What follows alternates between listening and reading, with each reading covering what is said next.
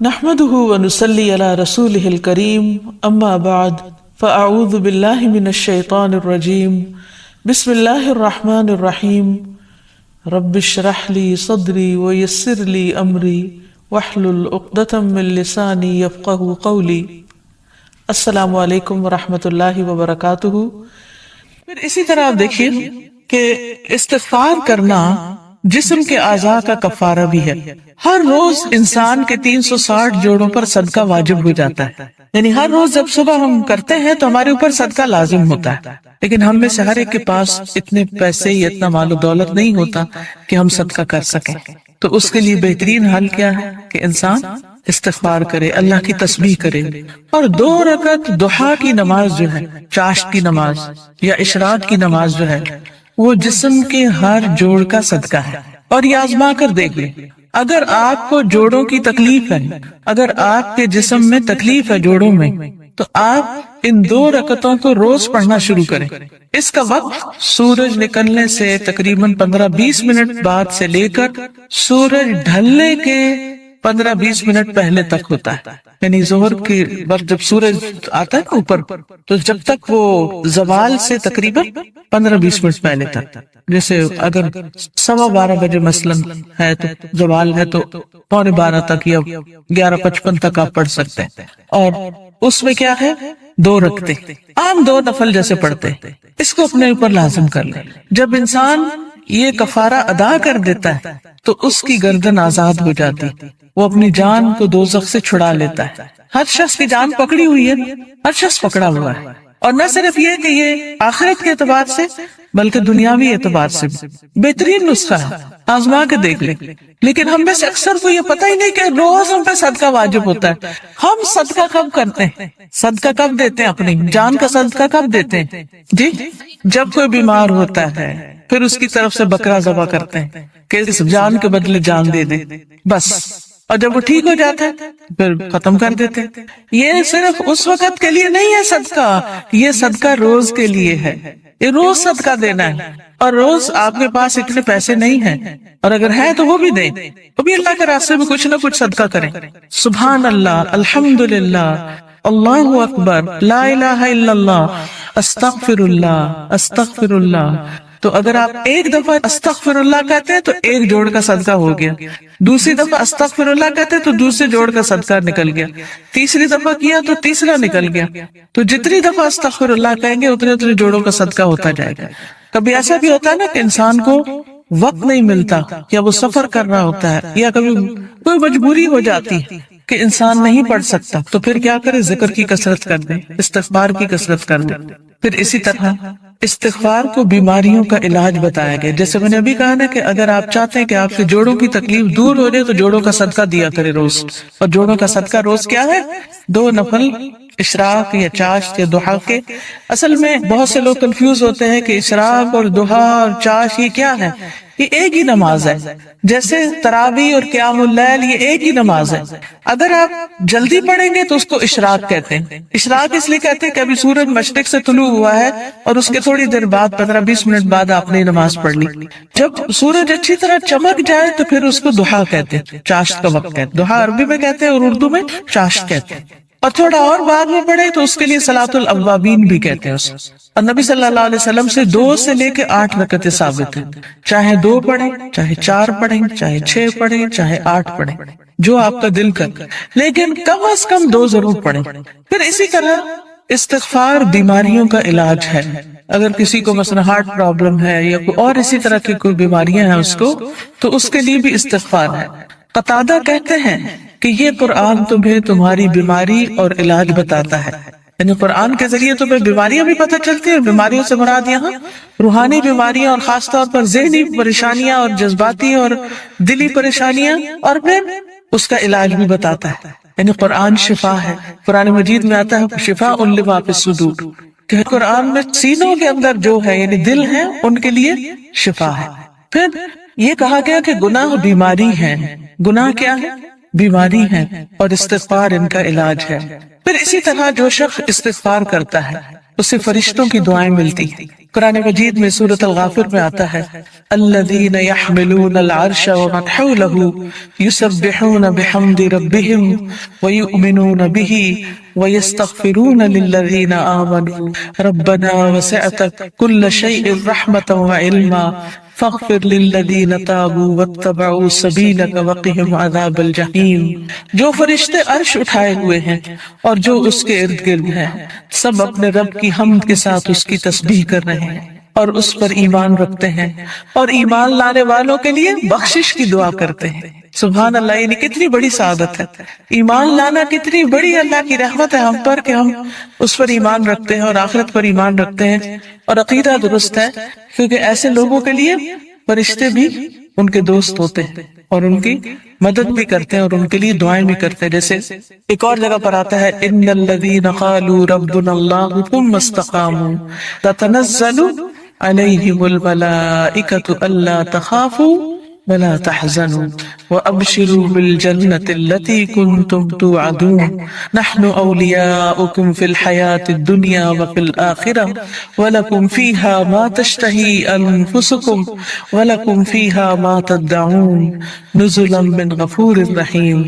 کہ بے شک وہ لوگ جنہوں نے کہا کہ اللہ ہمارا رب ہے، اللہ ہی کو رب مانا، اللہ ہی کو خالق مالک رازق مانا، ثم استقاموا، پھر اسی پہ جم گئے، ادھر ادھر نہیں دیکھا، کسی اور فقیر کے پاس نہیں گئے، کسی اور مزار پہ نہیں گئے، بلکہ کیا کیا؟ صرف اللہ کو اپنا رب مان کر اسی سے دعائیں کی۔ ان الذین قالوا ربنا اللہ ثم استقاموا، تو کیا ہوتا ہے؟ تتنزل علیہم الملائکہ، ان پر فرشتے اترتے ہیں، اللہ تخافوا ولا تحزنوا، نہ تم خوف کرو نہ تم غم کرو، وَأَبْشِرُوا بِالْجَنَّةِ الَّتِي كُنْتُمْ تُوعَدُونَ، اس جنت کی خوشخبری پاؤ جس کا تم وعدہ دیے جاتے ہو۔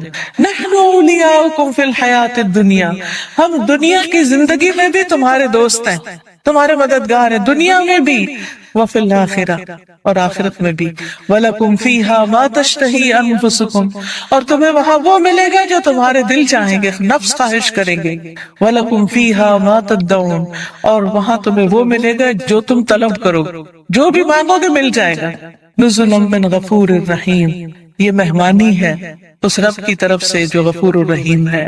تو اس لیے جو شخص ایمان لا کے اللہ کو اپنا رب مان لیتا ہے، اسی کی طرف رجوع کرتا ہے، اسی سے مدد مانگتا ہے، تو اللہ سبحانہ وتعالیٰ اس کو مدد دیتے ہیں اور فرشتوں کے ذریعے بھی اس کی مدد کرتے ہیں۔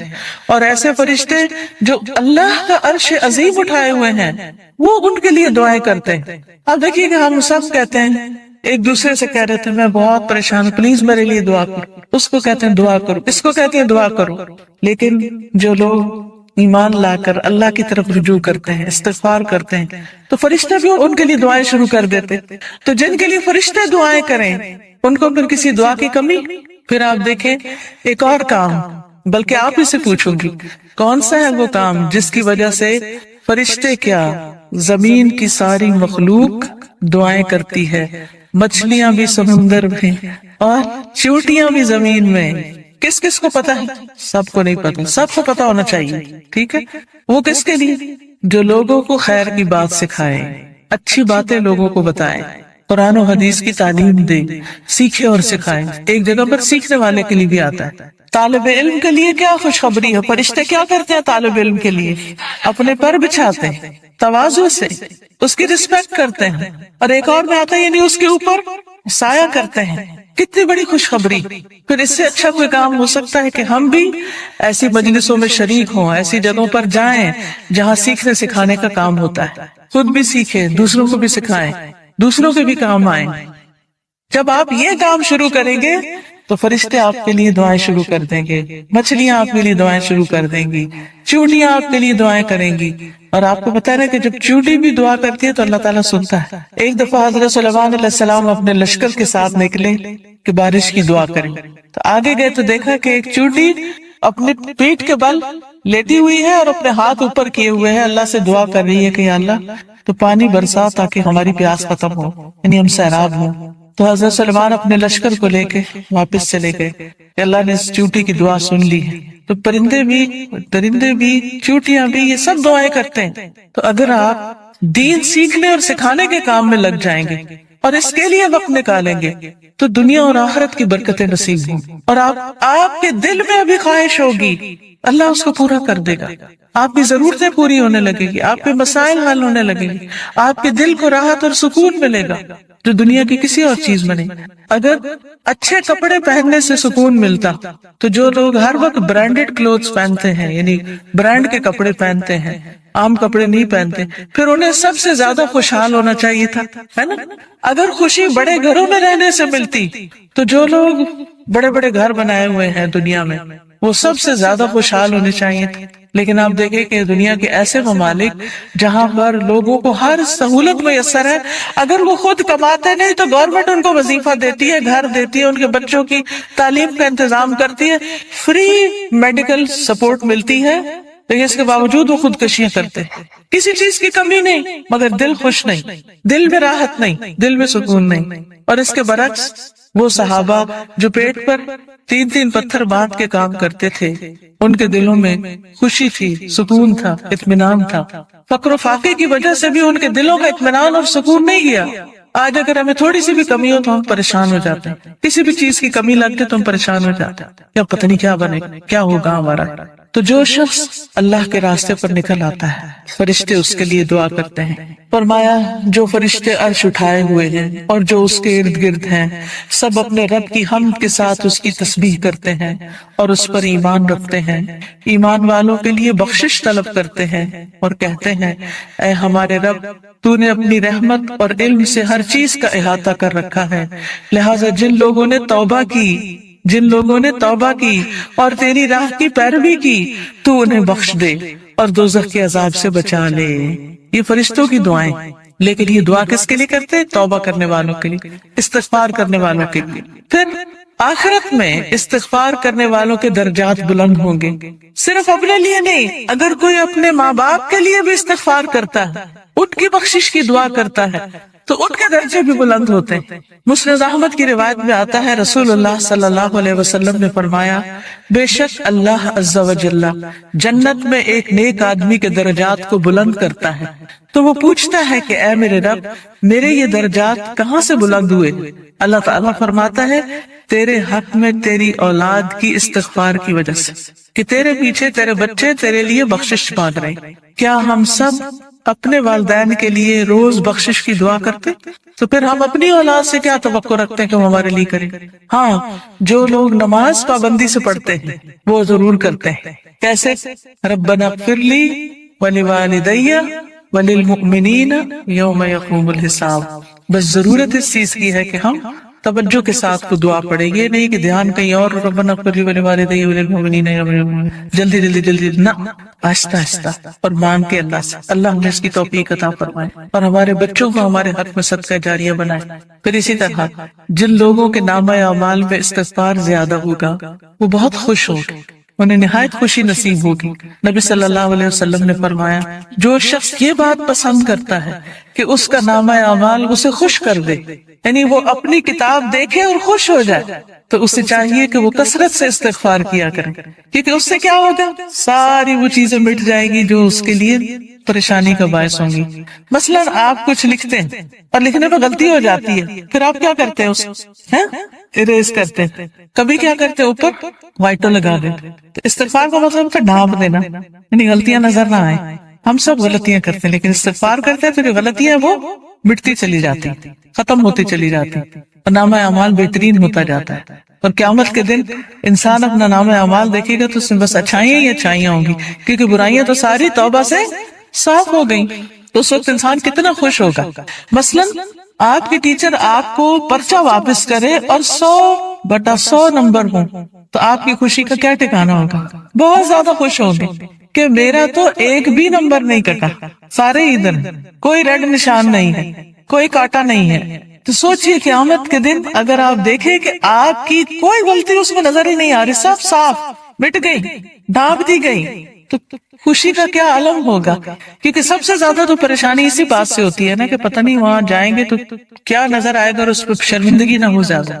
پھر اسی طرح عبداللہ بن بصر کی روایت ہے کہ نبی صلی اللہ علیہ وسلم نے فرمایا مبارک ہو اس کو جو اپنے نامہ اعمال میں کثرت سے استغفار پائے، کہ کہ بہت زیادہ استغفار ہے اس میں. پھر اسی طرح استغفار جنت میں داخلے کا ذریعہ ہے. اللہ تعالیٰ فرماتے ہیں یا ایھا الذین آمنوا توبوا الی اللہ توبۃ نصوحا عسى ربکم ان یکفر عنکم سیئاتکم ویدخلکم جنات تجری من تحتها الانہار. اے لوگو جو ایمان لائے ہو اللہ کی طرف توبہ کرو، خالص توبہ، سچی توبہ، پکی توبہ، صحیح والی توبہ.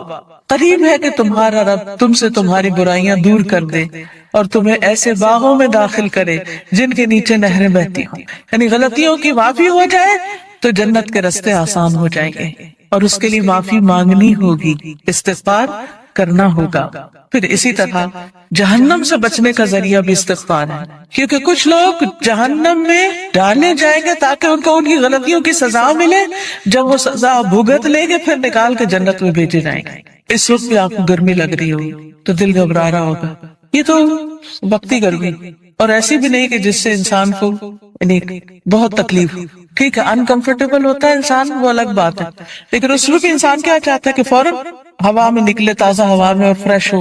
کہاں آگ میں ہو انسان. ہم میں سے کس کے اندر ہمت ہے کہ وہ آگ کو برداشت کرے؟ کیا کسی کمرے میں، کسی گھر میں، کسی جگہ آگ لگی ہوئی ہو، آپ اس کے اندر جانا پسند کریں گے؟ دور سے بھاگیں گے، دھواں دیکھ کے بھی اس طرف نہیں جائیں گے کہ کہیں وہ آگ پھیل کے مجھ تک نہ آ. تو قیامت کے دن ہم میں سے کوئی بھی نہیں جانا چاہے گا. اور اس کا طریقہ کیا ہے؟ پھر ہم دنیا میں ہی کثرت سے استغفار کر لیں، دنیا میں ہی معافی مانگ لیں تاکہ جہنم میں جانے سے بچ جائیں. اور اگر معافی نہیں مانگتے تو لا الہ الا اللہ پڑھنے کی وجہ سے جنت میں تو انشاءاللہ جائیں گے، لیکن سزا بھگت، اور وہ سزا بہت سخت ہے، اور نہیں پتا کہ کتنے عرصے کے لیے مل جائے، کیونکہ ہر ایک کی جیل کا وقت جو ہے مخصوص ہوتا ہے. رسول اللہ صلی اللہ علیہ وسلم نے فرمایا اے عورتوں کے گروہ، عورتوں سے خطاب ہے ہم سب سے، اے عورتوں کے گروہ صدقہ کرتی رہا کرو اور کثرت سے استغفار کرتی رہا کرو، کیونکہ میں نے دوزخ میں جانے والوں میں سے زیادہ تر عورتوں کو دیکھا ہے. دوزخ کی اکثر آبادی عورتوں پر مشتمل. ان عورتوں میں سے ایک عقل مند عورت نے عرض کیا کہ ہماری کثرت سے دوزخ میں جانے کی وجہ کیا ہے؟ عورتیں کیوں زیادہ ہوں گی جہنم میں؟ آپ نے فرمایا تم لعنت کثرت سے کرتی، دوسروں کو برا بھلا کثرت سے کرتی، گالی گلوچ، اس کو برا بھلا کہہ، اس کی غیبت کر، اس کے اوپر الزام لگا، یہ کر وہ کر، یعنی غلط چیزوں میں زبان کا استعمال ہونا، اور اپنے خامد کی ناشکری کرتی. اس کا کوئی احسان یاد نہیں رکھتی، اس کی کوئی اچھائی یاد نہیں رہتی. دیکھیے کوئی انسان کتنا بھی برا ہو لیکن اس میں بھی کوئی نہ کوئی اچھائی ہوتی ہے. تو اگر کسی میں 99 غلطیاں ہیں اور ایک اچھی چیز ہے تو کیا کرنا چاہیے؟ اس کی اچھائی کو یاد کر کے اس کا شکریہ ادا کرنا چاہیے، اس کے ساتھ احسان کرنا چاہیے، اس کی تعریف کر دینی چاہیے کہ فلاں میں یہ اچھائی ہے.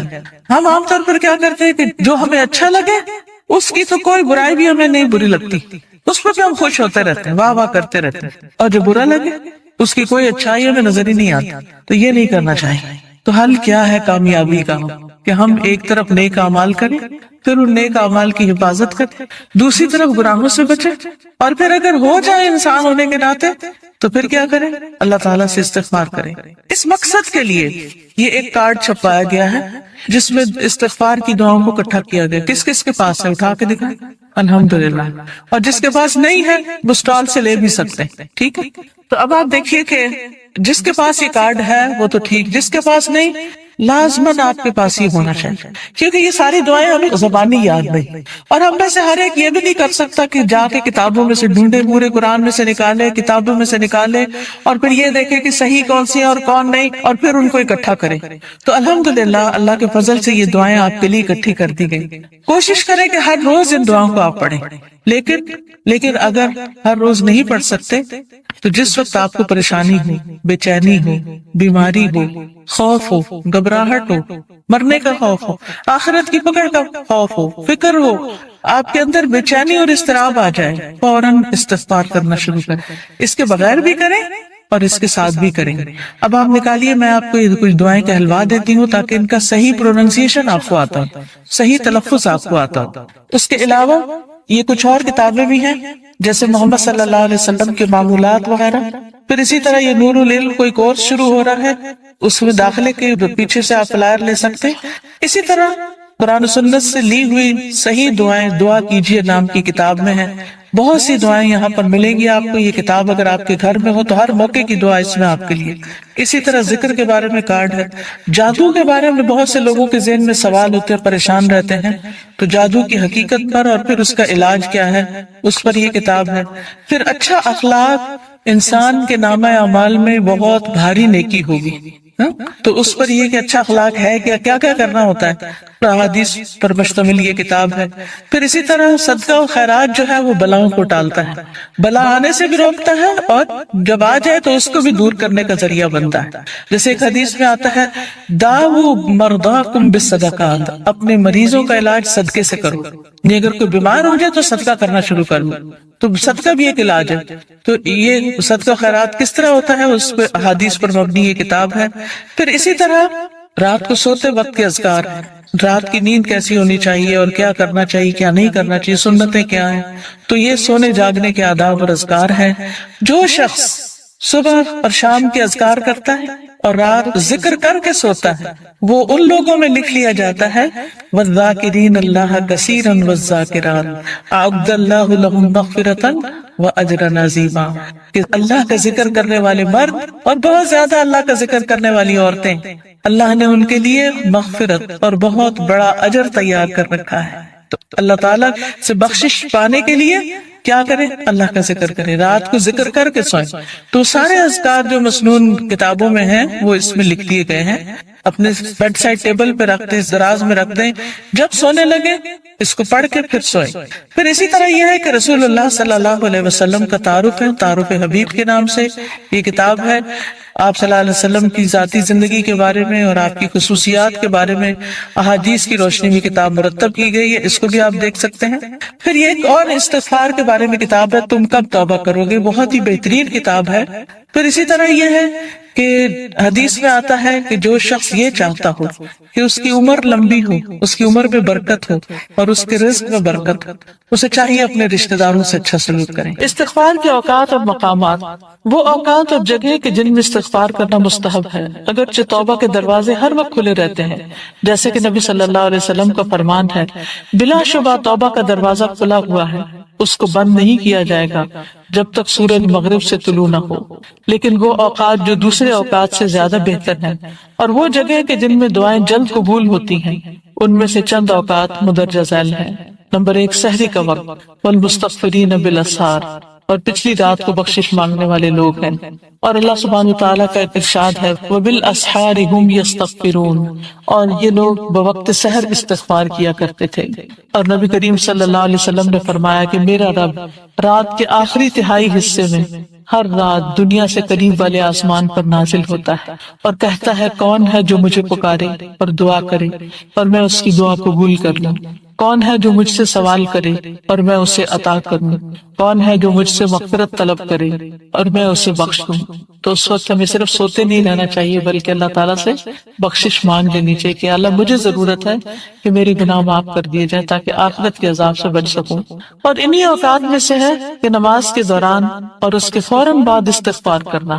انہی میں سے ہے کہ تکبیر تحریمہ اور سورۃ فاتحہ کے درمیان دعا کا پڑھنا. انہی میں یہ دعا پڑھنی. نماز کے دوران بھی جو استغفار کی جاتی ہے وہ بھی قبول ہوتی ہے, اور وہ کیا ہے, اللہم باعد بینی و بین خطایایا کما بعدت بین المشرق والمغرب, اللہم نقنی من خطایایا کما ينقى الثوب الابيض من الدنس, اللہم اغسلنی من خطایایا بالماء والثلج والبرد. اے اللہ میرے اور میرے گناہوں کے درمیان مشرق و مغرب کی سی دوری فرما دے. یا اللہ مجھے میرے گناہوں سے سفید کپڑے کی طرح پاک صاف کر دے. یا اللہ میرے گناہ پانی, برف اور اولوں سے دھو دے.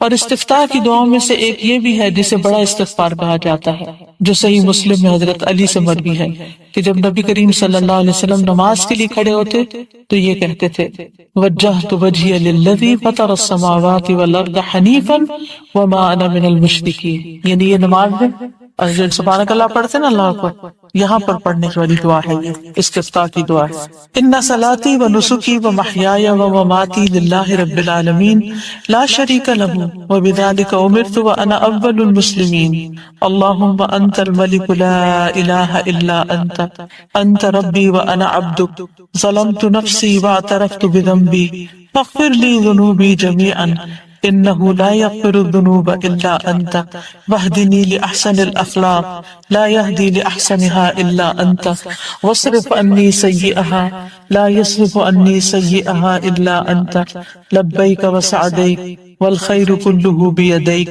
والشر ليس اليك انا بك واليك تباركت وتعاليت استغفرک و اتوب الیک۔ میں اپنا رخ اور چہرہ اس ذات کی طرف کرتا ہوں کہ جس نے آسمانوں اور زمین کو پیدا کیا یکسو ہو کر، اور میں شرک کرنے والوں میں سے نہیں ہوں۔ بے شک میری نماز، میری قربانی، میرا مرنا اور میرا جینا سب اللہ رب العالمین کے لیے ہے، اس کا کوئی شریک نہیں، میں اسی کا حکم دیا گیا ہوں اور میں پہلے کے مسلمانوں جیسا ہوں۔ اے اللہ تو بادشاہ ہے، نہیں ہے کوئی میرا رب مگر تو ہی، اور میں تیرا بندہ ہوں۔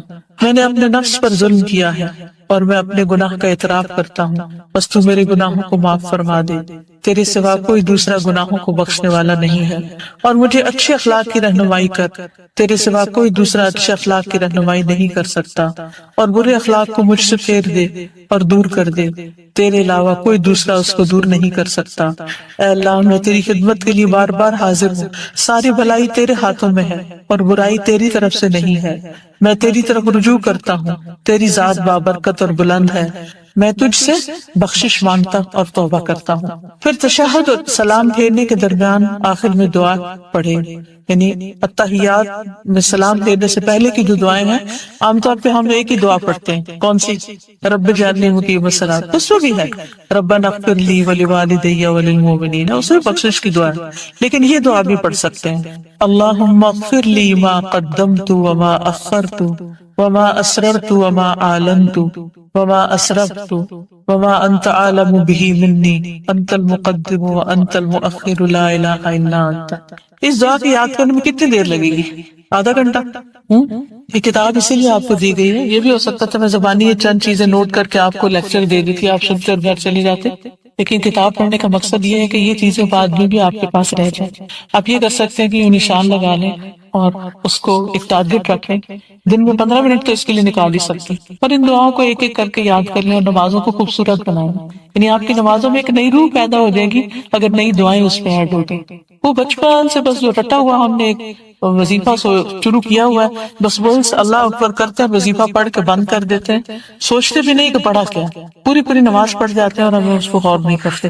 لیکن جب ہم نئی دعائیں یاد کرتے ہیں اور اس میں ایڈ کرتے ہیں تو پھر وہ ذرا رک کے سوچ سمجھ کے پڑھتے ہیں اور ترجمے کو ذہن میں رکھ کے اللہ سے مانگے تو انشاءاللہ اس سے فائدہ ہوگا، کیونکہ نماز کے دوران مانگی دعا قبول ہوتی ہے۔ مسلم کی ایک دوسری روایت میں ہے کہ جب آپ سلام پھیرتے تو اس دعا کو پڑھتے، اللہم اغفر لی ما قدمت وما اخرت وما اسررت وما اعلنت وما اسرفت وما انت عالم به منی انت المقدم وانت المؤخر لا الہ الا انت، یعنی دونوں طرح آپ پڑھ سکتے ہیں۔ اور اگر نہیں یاد ہوتی یاد کرنے کے باوجود تو آپ کیا کریں، جہاں آپ نے نماز کی جگہ بنائی ہوئی وہاں کو چھوٹا سا ایک ٹیبل رکھ دیں، چھوٹا سا کوئی سٹینڈ سا رکھ دیں، اس میں آپ اپنی استغفار کے کارڈ، دعاؤں کے، اور میں نے اپنی یہ کتاب اس کے ساتھ ہی رکھی ہوئی، اور پھر کتاب کھول لیتی ہوں، جو بڑی دعائیں ہیں جو یاد نہیں ہوئی ابھی تک وہ دیکھ کے بھی پڑھ لیں، کیونکہ انسان ان کو مانگنے سے محروم نہ رہے، یعنی اگر نہیں حافظے میں تو کم از کم دیکھ کے پڑھ لیں۔ نبی صلی اللہ علیہ وسلم اپنے رکوع میں یہ کہتے تھے، سبحانک اللہم ربنا وبحمدک اللہم اغفر لی، اے اللہ، اے ہمارے رب، تیری ذات پاک ہے اور تعریف تیرے لیے ہے، اے اللہ تو مجھے بخش دے۔ اور انہی اوقات اور جگہوں میں سے سجدے کے دوران استغفار کرنا ہے۔ اس بارے میں ایک حدیث آتی ہے، ابو ذر رضی اللہ عنہ نے عرض کیا، یا رسول اللہ صلی اللہ علیہ وسلم، میرے ماں باپ آپ پر قربان، اللہ عز و جل کو کون سا کلام زیادہ پسند ہے؟ آپ نے فرمایا، جو اللہ تعالیٰ نے اپنے فرشتوں کے لیے پسند کر رکھا ہے، سبحان ربی و بحمدہ، سبحان ربی و بحمدہ۔ حقیقت یہ ہے کہ ساری مخلوق اللہ تعالیٰ کی تسبیح بیان کر رہی ہے۔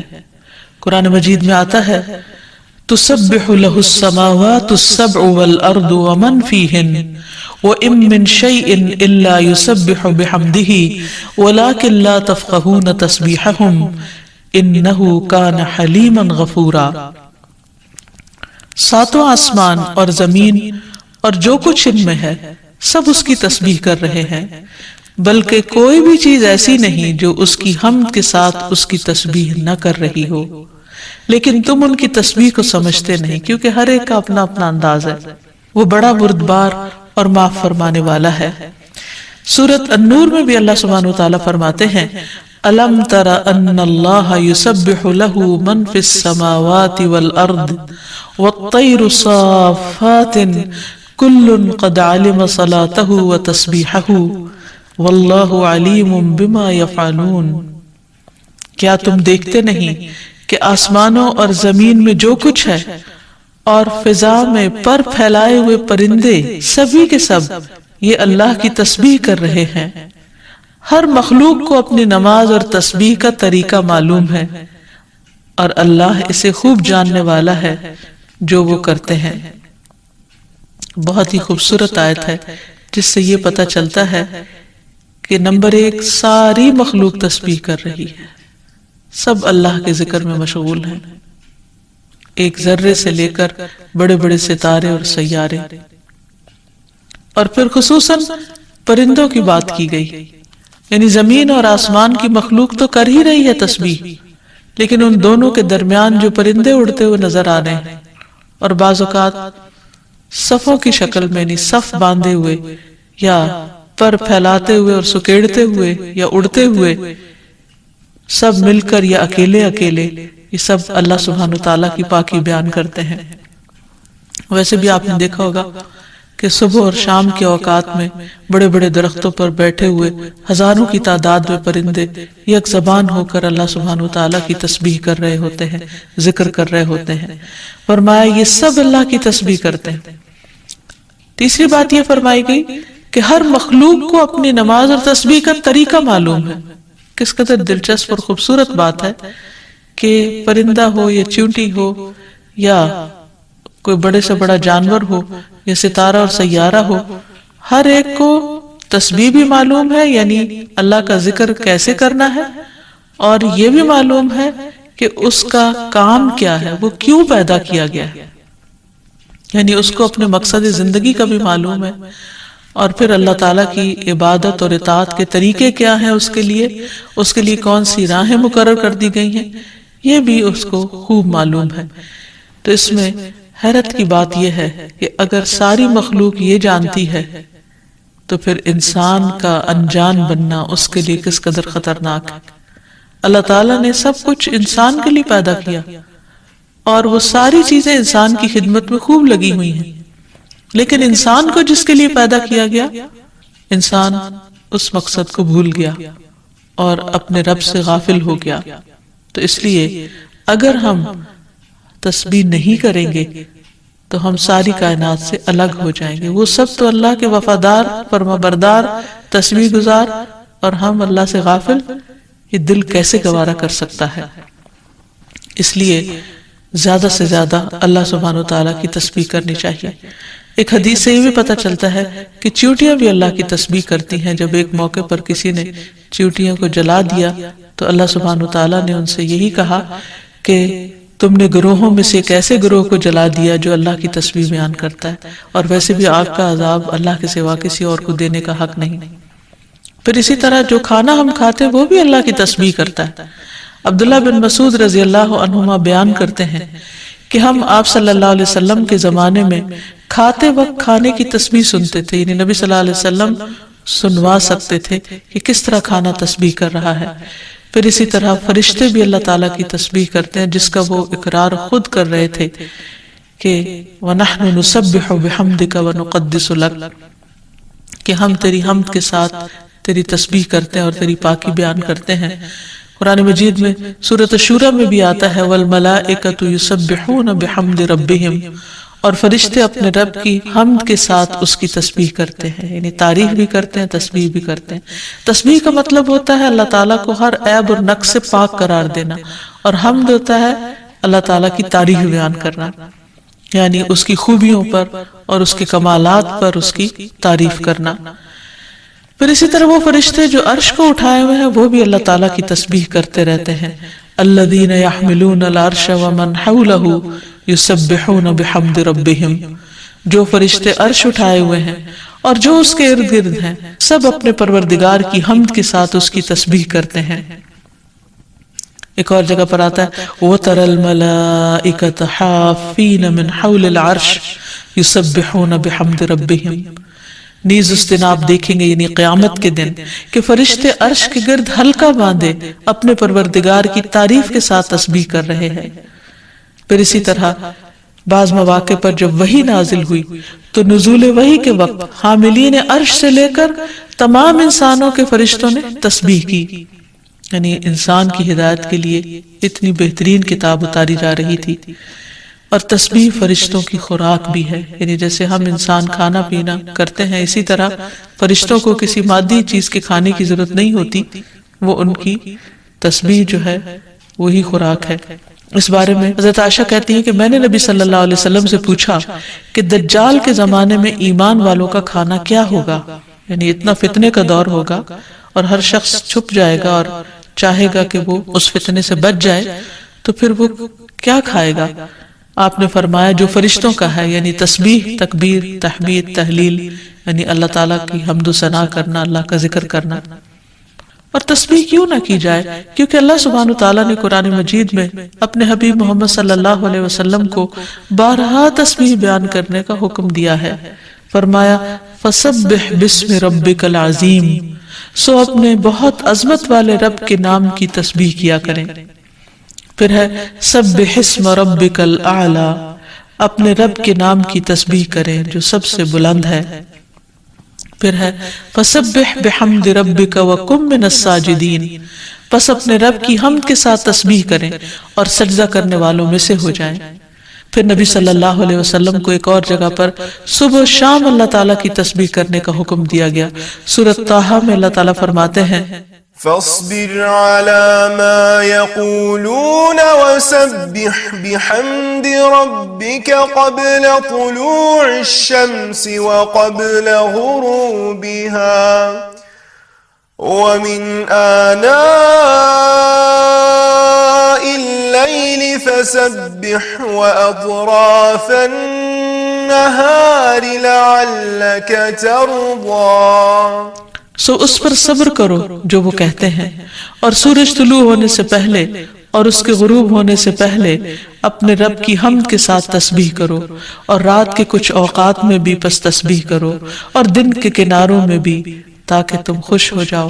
یعنی خوشی کا راز، اطمینان اور سکون کا راز اللہ تعالیٰ کی تسبیح کرنے میں ہے، جو ذکر کا ایک بہترین طریقہ ہے، اور یہ ایمان والوں کی علامت بھی ہے، کیونکہ قرآن مجید میں آتا ہے انما یؤمن بآیاتنا الذین اذا ذکروا بها خروا سجدا وسبحوا بحمد ربهم وهم لا يستكبرون، کہ ہماری آیات پر تو وہی لوگ ایمان رکھتے ہیں کہ جب انہیں ان کے ساتھ نصیحت کی جاتی ہے تو وہ سجدہ کرتے ہوئے گر پڑتے ہیں، یعنی جھک جاتے ہیں، اور اپنے رب کے حمد کے ساتھ اس کی تسبیح کرتے ہیں اور وہ تکبر نہیں کرتے۔ یعنی یہ ہوتی ہے مومن کی شان کہ وہ اللہ کی تعریف میں کھویا ہوتا ہے، اللہ کی پاکیزگی بیان کرتا ہے، وہ اپنے رب کی قدر کو پہچانتا ہے اور اپنے کوتاہیوں کو اور اپنی غلطیوں کو، اسی لیے وہ اللہ تعالیٰ کی پاکی بیان کرتا ہے اور اپنے قصور کا اعتراف کرتا ہے، اور اس کی زبان اللہ کے ذکر سے تر رہتی ہے۔ پھر اسی طرح یہ ہے کہ تسبیح تمام مخلوق کے رزق کی کنجی بھی ہے۔ اللہ کے نبی نوح علیہ السلام کی وفات کا وقت جب قریب آیا تو انہوں نے اپنے بیٹے سے فرمایا کہ میں تمہیں ایک وصیت کر رہا ہوں، سبحان اللہ و بحمدہ کا ورد کرتے رہنا، یہ ہر چیز کی نماز ہے، اس کے ذریعے مخلوق کو رزق ملتا ہے، تو جو شخص یہ چاہتا ہو کہ اس کے رزق میں کشادگی ہو اسے بھی کثرت کے ساتھ تسبیح کرنی چاہیے۔ جیسے اللہ تعالیٰ قرآن مجید میں حکم بھی دیتے ہیں یا ایھا الذین آمنوا اذکروا اللہ ذکرا کثیرا وسبحوہ بکرۃ واصیلا، اے ایمان والو اللہ کو بکثرت یاد کیا کرو اور صبح و شام اس کی تسبیح بیان کیا کرو۔ یعنی انسان کو خاص طور پر صبح اور شام کے اوقات میں تسبیح کرنی چاہیے، جس کی تفصیل احادیث میں ہمیں ملتی ہے۔ رسول اللہ صلی اللہ علیہ وسلم خود بھی کثرت کے ساتھ سبحان اللہ و بحمدہ استغفر اللہ و اتوب الیہ پڑھا کرتے تھے کہ پاک ہے اللہ اور اس کی تعریف کے ساتھ، اور میں اللہ تعالیٰ سے بخشش طلب کرتا ہوں اور میں اس کی طرف توبہ کرتا ہوں۔ پھر اسی طرح تسبیح اہل جنت کی پکار بھی ہوگی، دعواہم فیہا سبحانک اللہم، کہ ان کی پکار وہاں ہوگی کہ اے اللہ تو پاک ہے ہر عیب سے، ہر کمی کوتاہی سے، ہر نقص سے، یعنی تو بے عیب ہے، منزہ ہے۔ اور یہ اللہ سبحانہ وتعالیٰ کو نہایت پسند ہے کہ اس کی کوئی مخلوق اس کی پاکی بیان کرے، کیونکہ وہ اس کا مستحق ہے، وہ ہے ہی پاک۔ پھر یہ ہے کہ اہل جنت بھی صبح و شام اللہ تعالیٰ کی تسبیح بیان کریں گے، اس لیے ضروری ہے کہ انسان یہ سلسلہ دنیا سے ہی شروع کر دے۔ اہل جنت کی تسبیح جو ہے وہ ان کے سانسوں میں جاری کر دی جائے گی، اور پھر جو لوگ اللہ تعالیٰ کی تسبیح نہیں کرتے وہ دراصل بد نصیب ہیں، کیونکہ وہ اتنی بڑی خیر سے محروم ہو رہے ہیں جو دنیا میں ان کے لیے سکون کا باعث ہے اور آخرت میں ان کے لیے رب کے قرب کا ذریعہ ہوگی۔ تسبیح کے لیے جو الفاظ استعمال ہوتے ہیں اس میں سبحان اللہ و بحمدہ، سبحان ربی الاعلی، سبحان ربی العظیم، یہ تمام کلمات جو ہیں یہ تسبیح کے ہیں۔ اس کے علاوہ ایک اور حدیث سے ہمیں پتہ چلتا ہے، سمرہ بن جندب کہتے ہیں کہ رسول اللہ صلی اللہ علیہ وسلم نے فرمایا اللہ کے نزدیک سب سے زیادہ محبوب کلمات 4 ہیں، سبحان اللہ والحمد للہ ولا الہ الا اللہ واللہ اکبر، اور تمہیں اس میں سے کسی بھی کلمے سے شروع کرنا نقصان نہ دے گا، یعنی پہلے الحمدللہ بھی کہہ سکتے ہیں یا سبحان اللہ پہلے کہہ سکتے ہیں، لیکن یہ اللہ تعالیٰ کے نہایت پسندیدہ ترین کلمات ہیں۔ پھر اسی طرح آپ صلی اللہ علیہ وسلم نے یہ بھی فرمایا کہ بے شک تم لوگ اللہ کی عظمت کا جو ذکر کرتے ہو، یعنی تسبیح، تحلیل، تحمید، جو الفاظ بھی کہتے ہو، وہ عرش کے ارد گرد چکر لگاتے ہیں، ان کی ایسی بنبناہٹ ہوتی ہے جیسے شہد کی مکھیوں کی بنبناہٹ، وہ اپنے کہنے والے کا ذکر اللہ کے ہاں کرتے ہیں، کیا تم نہیں چاہتے کہ اللہ کے ہاں تمہارا ذکر ہوتا رہے؟ تو اس سے پتہ چلتا ہے کہ انسان اگر یہ چاہتا ہے کہ اللہ سبحانہ وتعالیٰ کے ہاں اس کا ذکر ہو تو اس کو چاہیے کہ دنیا میں وہ کثرت کے ساتھ تسبیح کرے، کیونکہ تسبیحات کا پڑھنا تمام چیزوں سے بہتر ہے۔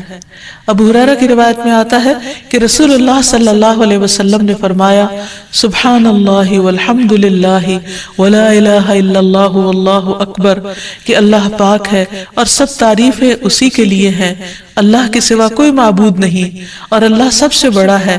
یہ کہنا میرے نزدیک ہر اس چیز سے محبوب ہے جس پر سورج طلوع، یعنی بڑے بڑے سونے چاندی کے ڈھیر سے بھی زیادہ پسندیدہ تھا نبی صلی اللہ علیہ وسلم کے نزدیک ان کلمات کا ذکر کرنا، ورد کرتے رہنا۔ پھر اسی طرح یہ کلمات جو زبان پر بہت ہلکے ہیں اور میزان میں بہت بھاری ہیں اور الرحمن کو بہت ہی پیارے ہیں، وہ ہے سبحان اللہ و بحمدہ، سبحان اللہ العظیم۔ پھر ایک بار تسبیح پڑھنے سے زمین و آسمان بھر جاتا ہے۔ رسول اللہ صلی اللہ علیہ وسلم نے فرمایا طہارت نصف ایمان کے برابر ہے، اور الحمدللہ کہنا میزان کو بھر دیتا ہے۔ سبحان اللہ اور الحمدللہ کہنے سے زمین و آسمان کے درمیانی فضا بھر جاتی، یعنی کتنا فاصلہ ہے زمین و آسمان کے بیچ کا، لیکن انسان کیا اس کے لیے بھی اس کو کچھ مشکل ہے کہ اللہ سبحانہ وتعالیٰ کی محبت کے ساتھ پاکی بیان کرے اور تسبیح کرے، جس کا ریوارڈ اتنا بڑا ہے اس کے لیے۔ آج دنیا میں انسان کو وہ نظر نہیں آتا، لیکن کل قیامت کو انسان ایک ایک نیکی کا محتاج ہوگا تو وہاں اس کو اس کی قدر آئے گی۔ اس لیے بہتر ہے کہ آج اپنے لیے انسان ذخیرہ اور سرمایہ اکٹھا کر لے۔ پھر اسی طرح انسان جب تسبیح کرتا ہے تو اس کے گناہ بھی مٹتے ہیں، یعنی ایک طرف اس کی نیکیوں میں اضافہ ہوتا ہے اور دوسری طرف اس کے گناہوں کو جھاڑنے کا ذریعہ بنتا ہے۔ انس رضی اللہ عنہ کہتے ہیں کہ رسول اللہ صلی اللہ علیہ وسلم ایک ایسے درخت کے پاس سے گزرے جس کے پتے سوکھ چکے تھے، آپ نے اس پر لاٹھی ماری تو اس کے پتے جھڑنے لگے، پھر آپ نے فرمایا الحمدللہ و سبحان اللہ ولا الہ الا اللہ واللہ اکبر سے اسی طرح گناہ جھڑتے ہیں جس طرح اس درخت کے پتے جھڑے ہیں۔ پھر اسی طرح یہ 100 اونٹوں سے افضل عمل ہے۔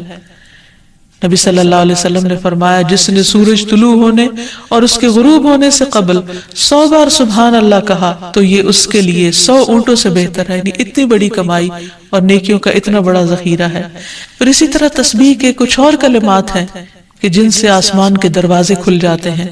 ابن عمر کہتے ہیں کہ ہم رسول اللہ صلی اللہ علیہ وسلم کے ساتھ نماز پڑھ رہے تھے کہ جماعت میں سے ایک آدمی نے کہا اللہ اکبر کبیرہ والحمد للہ کثیرا وسبحان اللہ بکرۃ واصیلا، تو رسول اللہ صلی اللہ علیہ وسلم نے فرمایا اس طرح کے کلمات کہنے والا کون ہے؟ جماعت میں سے ایک آدمی نے عرض کیا اے اللہ کے رسول میں ہوں۔ آپ نے فرمایا کہ مجھے تعجب ہوا کہ اس کے لیے آسمان کے دروازے کھولے گئے۔ ابن عمر فرماتے ہیں کہ میں نے ان کلمات کو پھر کبھی نہیں چھوڑا جب سے اس کے بارے میں نے رسول اللہ صلی اللہ علیہ وسلم کو یہ فرماتے ہوئے سنا کیا کہ اس شخص کے لیے آسمان کے دروازے کھول دیے گئے، یعنی ان کلمات کے پڑھنے کی وجہ سے۔ پھر تسبیحات کا پڑھنا جنت میں درخت لگانے کا سبب بنتا ہے۔ پھر اسی طرح انسان کے تمام جوڑوں کا صدقہ ہر روز اس پر واجب ہو جاتا ہے اور یہ تسبیحات اس کے لیے ہر جوڑ سے صدقے کا باعث بنتی ہیں۔ پھر یہ ہے کہ تسبیحات عمر میں اضافے کا ذریعہ بھی بنتی ہیں۔ نبی صلی اللہ علیہ وسلم نے فرمایا اللہ کے نزدیک اس مومن سے افضل کوئی نہیں جسے حالت اسلام میں لمبی عمر دی گئی ہو اس کی تسبیح و تکبیر اور تحلیل کی وجہ سے۔ پھر اسی طرح انسان کے لیے یہ تسبیحات محرومی سے بچاؤ کا ذریعہ بھی ہیں۔ رسول اللہ صلی اللہ علیہ وسلم نے فرمایا کچھ دعائیں ایسی ہیں جن کو 100 مرتبہ پڑھنے والا کبھی محروم نہیں ہوتا۔ سبحان اللہ والحمد للہ ولا الہ الا اللہ واللہ اکبر، یعنی جب انسان کو کوئی حاجت ہو، کوئی ضرورت ہو، کوئی مشکل ہو، کوئی پریشانی ہو تو اللہ سبحانہ وتعالیٰ کا ان الفاظ کے ساتھ ذکر کرنا شروع کر دے، تسبیح کرنا شروع کر دے، کیونکہ یہ باقی رہنے والی نیکیاں ہیں اور دنیا میں بھی انسان کو فائدہ دیتی ہیں اور آخرت میں بھی انسان کے لیے آگ سے بچاؤ کا ذریعہ ہے۔ حدیث میں آتا ہے رسول اللہ صلی اللہ علیہ وسلم نے فرمایا اپنا بچاؤ حاصل کر لو۔ صحابہ نے عرض کیا اللہ کے رسول کیا دشمن آ گیا؟ آپ نے فرمایا نہیں، لیکن جہنم سے تمہارا بچاؤ سبحان اللہ والحمد للہ ولا الہ الا اللہ واللہ اکبر سے ہے، اور یہی کلمات باقیات صالحات ہیں۔ پھر اسی طرح دل کی گھٹن اور سینے کی تنگی کا علاج بھی تسبیح میں ہے۔ پریشانی، ڈر اور خوف کو دور کرنے کا ذریعہ بھی تسبیحات ہیں۔ تو ہر موقع کی مناسبت سے انسان کو تسبیح کرتے رہنا چاہیے۔ جب نعمت کی تکمیل ہو، جیسے نبی صلی اللہ علیہ وسلم نے جب اپنا مشن مکمل کر لیا اور اللہ سبحانہ وتعالیٰ نے ان کی گواہی دے دی کہ ان کا کام پورا ہو چکا ہے، تو اس وقت یہ سورت نازل ہوئی اذا جاء نصر اللہ والفتح ورأیت الناس يدخلون فی دین اللہ افواجا فسبح بحمد ربک واستغفر انہ کان توابا۔ جب اللہ کی مدد اور فتح آ جائے اور تو لوگوں کو دیکھے کہ وہ اللہ کے دین میں فوج در فوج داخل ہو رہے ہیں تو اپنے رب کی حمد کے ساتھ تسبیح کرو اور اس سے بخشش مانگو، بے شک یقیناً وہ بڑا توبہ قبول کرنے والا ہے۔ پھر اسی طرح یہ ہے کہ انسان کو صبح و شام سبحان اللہ و بحمدہ کی تسبیح کرنی چاہیے۔ جو ایسا کرے اس کے تمام گناہ معاف کر دیے جاتے ہیں، خاص سمندر کی جھاگ برابر ہی کیوں نہ ہو۔ پھر خصوصاً فجر کے بعد انسان 3 بار یہ کلمات پڑھے سبحان اللہ و بحمدہ عدد خلقہ ورضا نفسہ وزنۃ عرشہ ومداد کلماتہ۔ اللہ کی تعریف اور اسی کی پاکی ہے، اس کی مخلوق کی تعداد کے برابر، اس کی رضا اور اس کے عرش کے وزن اور اس کے کلمات کی سیاہی کے برابر، یعنی اللہ سبحانہ وتعالیٰ کی تعریف ہر چیز سے زیادہ۔ پھر اسی طرح یہ ہے کہ فجر کے بعد اور عصر کے بعد خصوصی طور پر تسبیح کا وقت ہوتا ہے اور ساری مخلوق اس وقت تسبیح میں مشغول ہوتی ہے۔ پھر رکوع